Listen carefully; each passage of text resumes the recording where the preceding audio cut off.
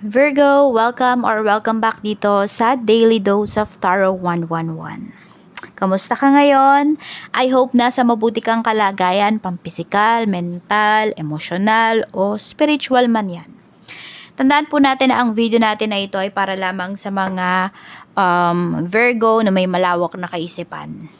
Tandaan na hindi po lahat sa inyo ay makaka-relate or makaka-resonate. At kung bago pa lamang po kayo dito sa ating channel, please subscribe and hit the bell button para lagi po kayong updated every time na may uploads po ako. At kung nais mo naman magpa-private reading, i-DM mo lang ako directly sa aking Facebook page na matatagpuan mo yung link sa description box or sa comment section. Kapag sinipag or di ko nakalimutan, kakopy paste ko yan. At kung hindi mo naman po i-skip ang ads natin, maraming salamat po kasi through that, nasusuportahan po talaga ninyo yung ating channel para makapag-produce pa tayo ng mga videos or patuloy tayong makapag-produce ng videos dito sa YouTube. So, huwag mo pong kakalimutan na mag-iwan ng bakas sa comment section at simulan na natin ang reading mo para sa April 2025. Yung ano pala natin, yung second quarter natin, di ba? Uploaded na yun. Madami nga nagre-reklamo nakaraan kasi ang aga daw. Pero ayan, di ba? Ang bilis lang ng panahon. Kaya pwede nyo na po yun panoorin. Kung di nyo pa napapanood, nandito lang po yan sa ating channel. Okay, umpisahan muna po natin pagdating sa iyong love life. Love life po ni Virgo, Spirit Guide, kamusta? Okay, we have engagement ring. Oh. Okay, so pwedeng either may ma-receive kayo na ring coming from your asawa, from your person. Meron dito, pwede naman na hindi pa kayo ma-engage, pero mafe-feel mo talaga, or siguro nga yung iba sa inyo kasal na kayo, mafe-feel mo talaga yung presence ng person mo. No? Yung talagang ma-effort siya this month. Magiging ma-effort yung person mo. Ayan, lahat ng nangyayari sa life mo, alam na alam niya ngayon. Wala siyang palalagpasin. Alam mo yung parang na-miss ka niya ng sobra. Ganon yung nafe-feel ko rito. Tignan pa natin ano pa yung mensahe para sa'yo. We have Queen of Wands. Ayan, parang sasamahan ka talaga niya kahit saan ka magpunta. And nakikita ko rin dito, very proud sa'yo yung person mo. Or very proud kayo sa relationship na mayroon po kayo. You really are committed sa relasyon na ito. And sinusuportahan po ninyo yung isa't isa. Ito yung gustong sabihin. Merong may gustong sabihin sa'yo dito. Sabi dito, I had a crush on you from the very start. So yes, marami sa inyo dito, Virgo, nakuha nyo talaga yung person ninyo or yung attention ng person ninyo because of your charisma, because of your aura. Ayan. And yes, sa pagiging maganda, sa pagiging gwapo ninyo, and some of you, yun nga, sa pagiging charismatic po ninyo, or malakas yung sex appeal ng iba sa inyo.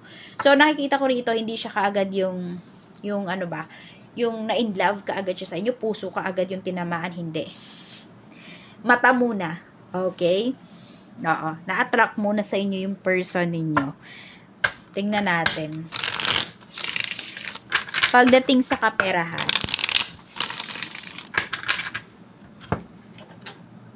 Okay, pagdating sa kaperahan, tingnan natin ano yung mensahe. Pagdating po sa kaperahan,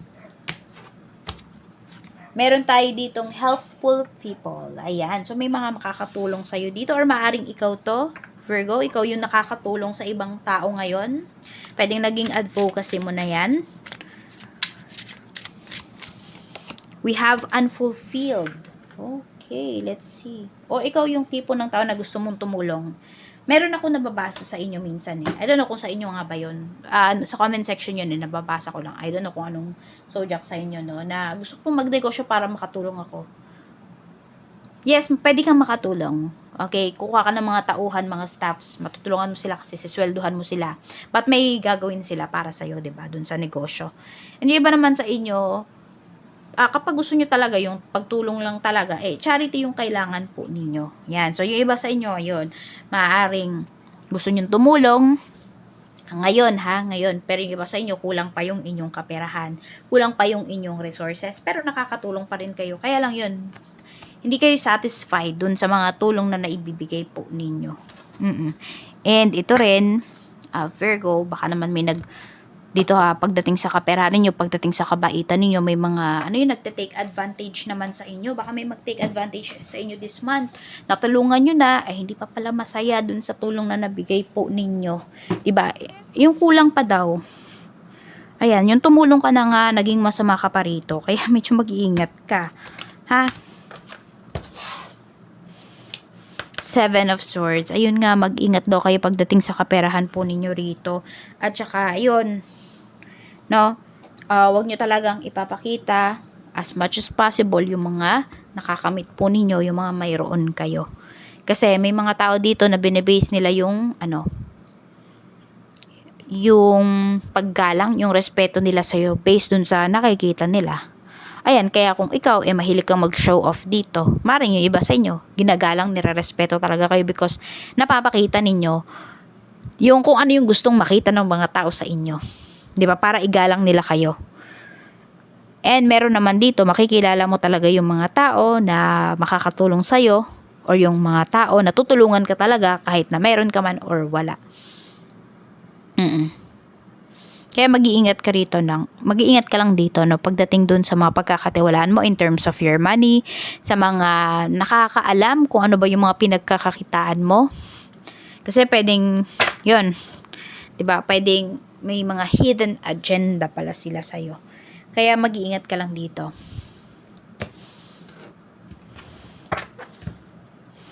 The Moon. So, may mga matatapos ka rito. Kaya lang ngayon kasi, ito yung nafe-feel mo unfulfilled. Baka may mga gusto ka pang bilhin na hindi mo mabili this month. Okay lang yun. 'Di ba? As long as ginagawa mo yung best mo, kumikilos ka para makuha yon.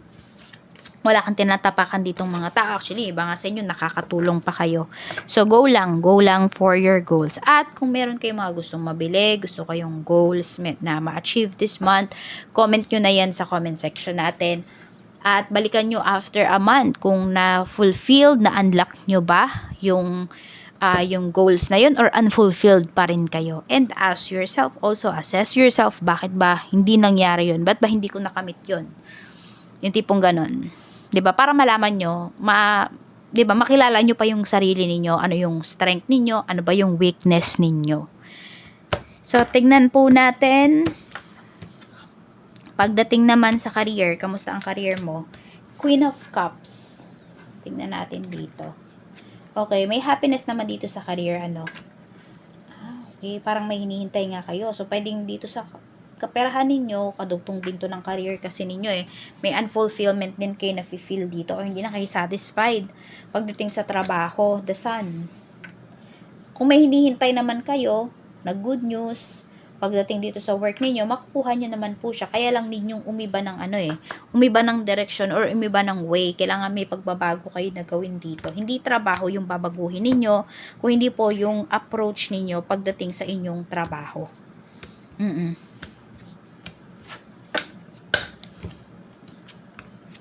King of Pentacles. Ayan. So, maniwala po kayo sa inyong sarili. Believe in yourself.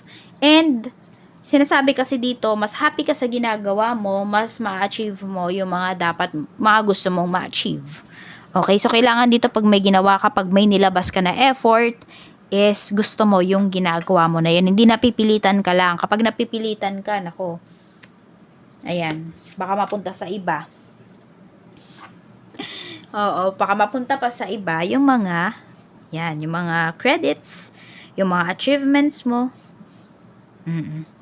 Ibig sabihin, parang hindi ka nila ma-appreciate kasi hindi mo na-appreciate yung ginagawa mo Oo, di ka masaya. Kaya dapat maging happy ka sa nilalabas mong energy. Parang ganito lang yan Meron ba sa inyo, Virgo, kunwari, gumastos kayo, kunwari, bayaran na naman ng mga bills. Nakasimangot ka. Napapansin mo ba bumibigat yung flow ng money para sa'yo pag ganun? So, ang gawin mo, 'di ba, para gumaan-gaan yan at para mabawi mo agad, lalo na kung meron kang ibang source of income, is mag-thank you ka dun sa money na ilalabas mo. Kunwari, ang bills niyo is 8,500. So, babayad mo na siya. Sa isip mo lang, thank you 8,500. Ganon. Mag-thank you ka dun sa pera na ilalabas mo. Mag-thank you ka dun sa pera na marireceive mo. Tignan mo yung pagbabago sa life ninyo. Mas gagaan yung flow ng money. Check natin.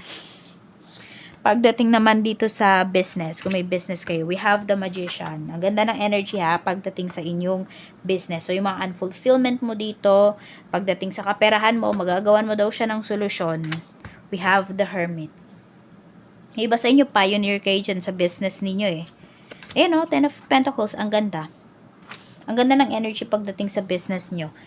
Yan, so kung ayan, gusto nyo, may goals kayo, no, pagdating dito sa negosyo ninyo. Kunwari, gusto nyo 100,000 yung sales mo this month. So, lagay nyo yan, comment nyo yan sa baba. 'Di ba? Tignan po natin kung marireach nyo ba yung goal nyo na yan this month, 'di ba? Tignan natin.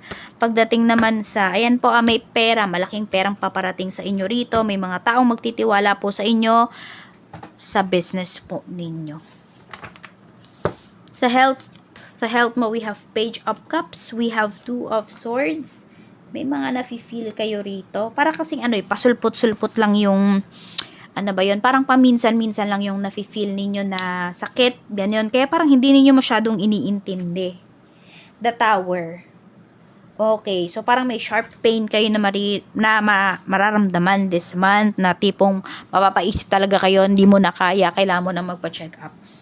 So, magpa-check up na po kayo. Kahit sabihin natin, pasulpot-sulpot pa lang yung nafe-feel po ninyo.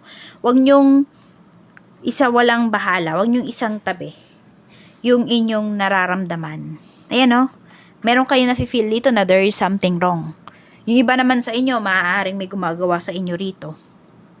So, hindi kayo, sabi natin, nagpa-diagnose, walang diagnosis na nakita.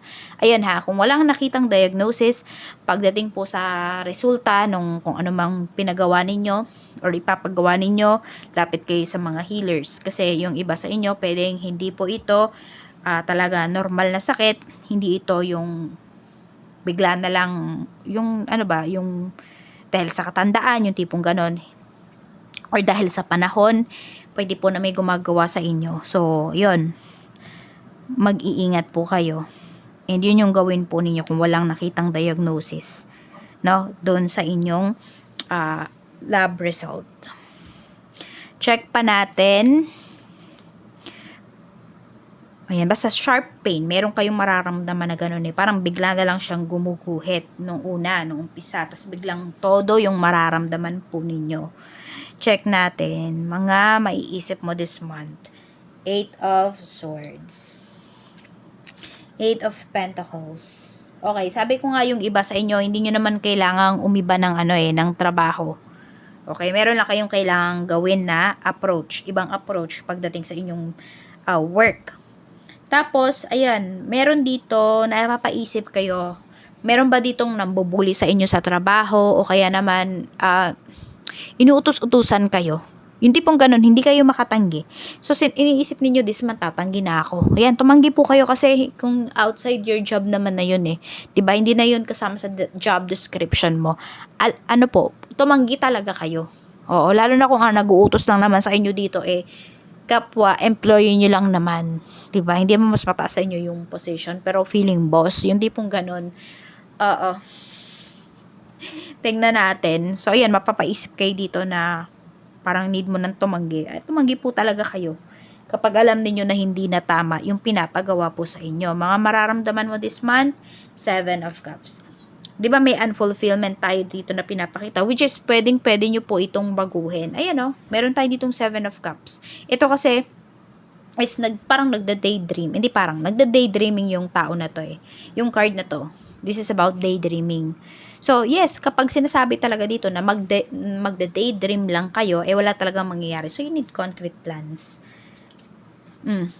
Diba? You need efforts. Mararamdaman mo, mapapagod ka. Pero masasatisfied ka. Diba? Pagod equals satisfied. Satisfied. Pwedeng you will satisfy your cravings. Ano ba ang mga cravings mo? Yan. Pwede nyong i-type yan dyan sa comment section natin. Ang cravings ko po ngayong month na ito ay sasakyan. Kunwari, ganon. Makabayad ng utang. Yun. Pwedeng-pwede po yun. So, parang ayun yung manifestations po natin. So, let's see naman, dapat mong pag-focusan this month. Page of Wands. Siyempre, yung sarili mo, yung mga goals mo. Some of you naman, ang pwede nyong pag-focusan dito, kung alam niyo na hindi na nag-work para sa inyo yung mga dati ninyong mga, yung mga dati ninyong ginagawa. So, may mga bago dito, na bago kayong ideas, ayan, dapat nyo din yan pag-focusan ng panahon ng efforts this month. Dapat iwasan, ayan nga, pag-iwas nga yung sinasabi rito, no? Okay. Iwasan mong maging judgmental, iwasan mo na mag-judge agad-agad or mag-decision agad-agad without knowing the truth, without thinking, ganon. Ayan, tsaka iwasan mo rin na makipag-away, iwasan mo na ma-involve yung pangalan mo sa away, sa gulo. Paparating na blessings para sa'yo. Okay, let's see. Paparating po na blessings for Virgo. Paparating na blessings for Virgo, Spirit Guide. Prosperity. May malaking pera dito na paparating. And yung iba po talaga sa inyo, sa business yan manggagaling. Oo. Pwede rin, baka may regalo sa'yo dito yung person mo. Okay. Engagement ring. Yung engagement ring na ibibigay niya sa'yo, talagang pinag-ipunan niya ng ilang years, ilang months ng kanyang sweldo. Yung tipong ganon. Yung mafe-feel mo talaga na napaka halaga mo pala sa person mo. Yung parang ibibigay niya pala yung best niya pagdating sa'yo. Yan, mafe-feel mo yan Basta efforts din, makikita mo yan. So, yan may prosperity, may kasaganaan po na paparating para sa inyo. Blessings pa. Ano pa yung blessings na paparating for Virgo?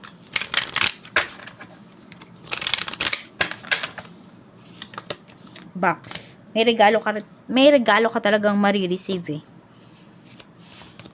Car. Yan moral material things talaga rin fulfilled kayo. So, some of you, even magkalayo kayo ng person mo, mafe-feel mo talaga na love ka niya. Na ibibigay niya talaga yung best niya para sa'yo. Yan, malayo man siya or malapit man siya. Mafe-feel mo talaga lagi yung presence niya. Yung pagiging committed niya sa inyong relasyon. Okay. Tingnan po muna pala natin is yung lesson or karma, negatibo this month. Okay.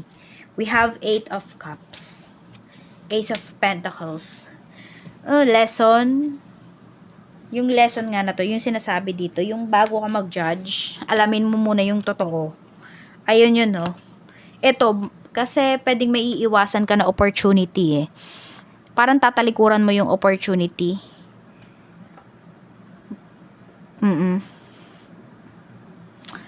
Ito yun, Yung akala mo it's greener on the other side.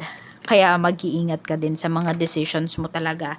Ingat ka rin sa mga bibitawan mo. Yes, may mga dapat kang bitawan, pero yun nga, dapat pag-aralan, pag-isipan mo muna yung mabuti. Okay, angel message para sa'yo. Angel message po natin. Overcoming difficulties. Sabi ni Archangel Jeremiel, sabi dito, the worst is now behind you and you're surmounting any previous challenges. Which is totoo. Madami ka ng pinagdaanan, diba? The worst is now behind you daw. Sabihin natin, mafe-feel mo, pwedeng ma-feel mo, Virgo, na yung mga challenges mo this month, na lang, parang, ano ba yung tawag doon? Easy peasy na lang para sa'yo. Parang katiting na lang siya ng mga pinagdaan mo in the past. Hindi natin masabi na easy, pero alam mo kung paano yung gagawin mo. Alam mo kung paano haharapin yung mga problema mo. So, ayan lang po. Maraming salamat and mag-iingat po kayo always. More blessings to come.